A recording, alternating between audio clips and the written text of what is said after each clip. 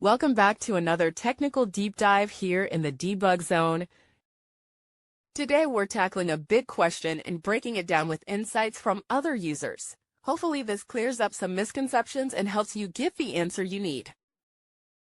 So buckle up, stay a little curious, and let's jump right in.